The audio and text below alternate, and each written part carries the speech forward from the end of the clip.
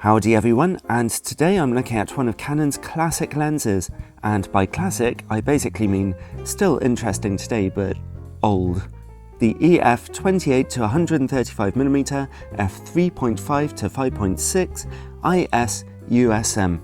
This was a rather popular lens back in the days of 35mm film cameras, and Canon seem to have only just stopped manufacturing them now.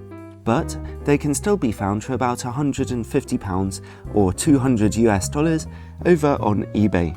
It's a full frame camera lens, and its very nice zoom range of 28 to 135mm is clearly intended for full frame digital cameras or even film cameras, where 28mm is a reasonably wide angle and 135mm is zooming away into telephoto land.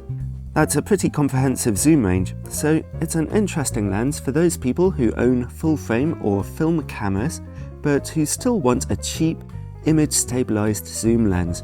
In reality, most owners of expensive full frame digital cameras might well be able to afford splashing out on Canon's very nice 24 to 105mm f4L lens instead. But this older zoom lens is a lot cheaper, so there is a bit of a niche market in there.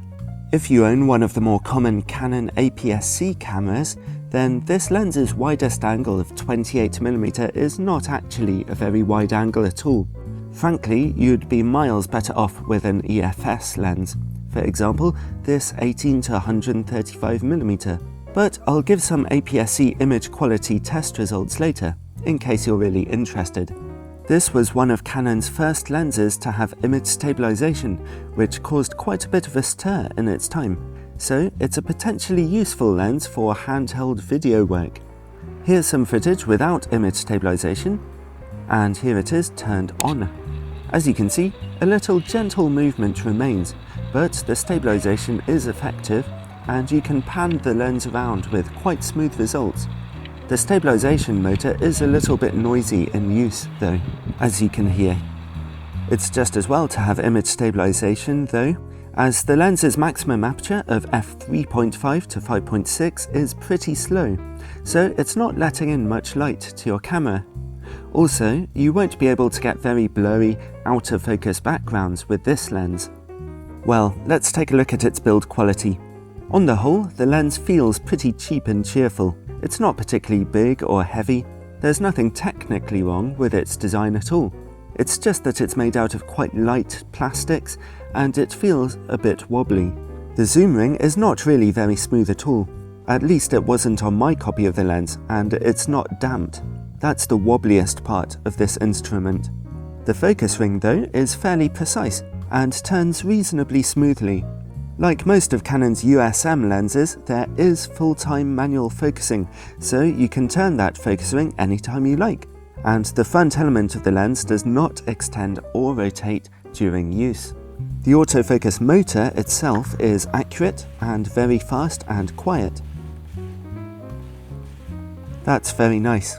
If you're using the autofocus while doing video work though, you will pick up some low clicking noises while the lens micro-adjusts, as you can hear here.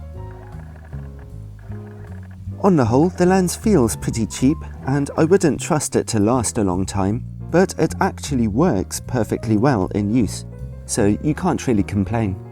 Alright, let's take a look at image quality. We'll start by testing it on a full frame camera, a 20 megapixel Canon 6D. Let's start at the widest angle of 28mm and at f3.5. In the middle of the frame, the image quality is nice and sharp. Colours and contrast are just okay.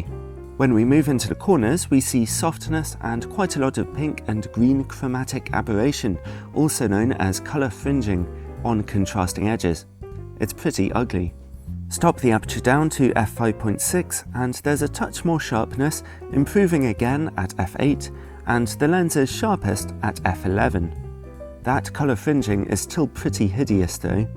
So at 28mm, the lens can be fairly sharp, although chromatic aberration is a pretty major problem. Let's zoom in halfway to 55mm. The maximum aperture is now f4.5, and in the middle of the image, again, we see very good sharpness. The corners are a bit soft once more, and the chromatic aberration has not been zoomed away. Stop the lens's aperture down to f8 for an improvement, and at f11 again, the corners are quite sharp, but still rather colourful in all the wrong ways.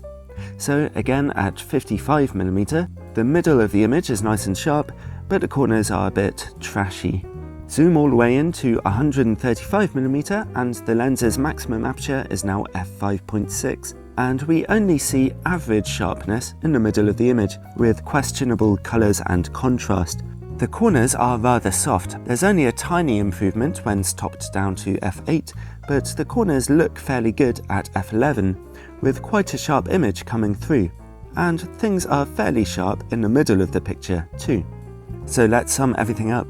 On a full frame camera, the optical sweet spot for this lens seems to be about f11, which is actually a very dark aperture indeed. And even then, you're still getting strong pink and green chromatic aberration in the corners. The lens is always sharp in the middle of the image, but those corners really are so weak, so overall, it's not a good optical performance, and certainly nowhere near as good as the more expensive 24 to 105mm f4L lens. Okay, well, because of this lens's zoom range, it's not really ideal for use on Canon's less expensive APS-C cameras, but I'll give it a quick test anyway, for your interest. I've mounted it onto a 20MP Canon 70D. Let's start again at the widest angle of 28mm and at f3.5. In the middle of the picture, sharpness is reasonably good, but contrast levels are poor, and there's a little ghosting. The corners are soft, with strong chromatic aberration. At f5.6 there's an improvement, although even at f8 those corners look pretty ropey. The sharpness levels in the middle of the image are still only reasonably good, pretty uninspiring. If we zoom the lens into 55mm, then at f4.5 the image quality is fairly sharp in the middle of the image, but hardly amazing. The corners are still pretty soft, with plenty of colour fringing. Stopped down to f8, you get a slight improvement, but the optical performance is still quite weak. At 135mm, the image quality is a touch soft at f5.6 in the middle of the image, with poor contrast levels.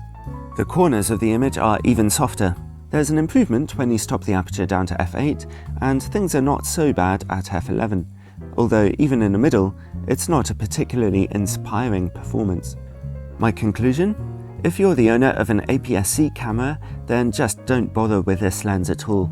You'll get some okay pictures when you're using a dark aperture of f8, maybe, but never was this poor old lens designed for the challenge of a 20MP APS-C digital camera. Weak. Alright, that was all slightly disappointing, so let's move on and look at vignetting and distortion. They are most noticeable on a full frame camera, so that's where I'll be testing. At 28mm the lens suffers from some very strong barrel distortion indeed. At f3.5, unsurprisingly, the corners are noticeably dark. You'll want to use peripheral illumination on your camera to get rid of this vignetting, or stop the aperture down to f5.6 for an improvement. Zoom the lens into 55mm and that distortion finally straightens out. At 135mm, we're catching just a little pincushion distortion, and again, the corners are a little dark at f5.6. Stop the lens down to f8 and the vignetting is reduced. So overall, vignetting levels are just average, and the lens shows some pretty monstrous barrel distortion at wide angles, but there's less distortion than normal once you zoom in. The lens can focus down to 50cm, which is just averagely close.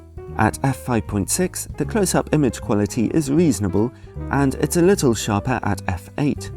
That's okay for shooting pictures of flowers and other small things, but it's not a particularly great performance. Here's one particular optical issue I've noticed. The lens's focal length changes while you change focus.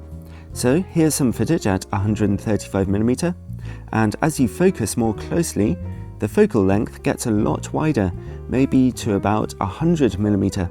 Now, most lenses do this to some extent, but I've never seen a problem quite as extreme as on this model. The lens gives us a slightly weak show when it comes to working against bright lights. There's lots of interesting flaring patterns and quite a loss of contrast, so that's another slightly poor show. Because of this lens's narrow maximum aperture, it cannot get you very out of focus backgrounds. That feels pretty lame. One of the reasons that most people buy a full-frame camera is to get more out of focus backgrounds, and so this lens is a little emasculating in that sense. However, when you do get out of focus backgrounds, they look quite nice and smooth, so the lens's bokeh could be said to be alright.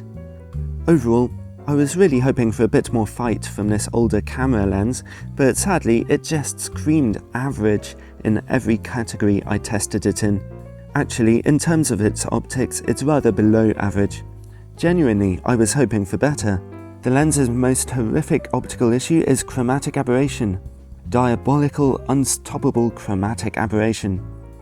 The lens is quite average or even weak in almost every other area of picture quality. It is image stabilized and it has a decent zoom range, so if you don't care about picture quality, then it's a cheap lens that could work for you. But my recommendation, if you're looking for an inexpensive option for a full-frame zoom lens, is the Canon 24-85mm f3.5 to 4.5, which offers much better image quality. But on the whole, the Canon 28-135mm really isn't up to scratch these days.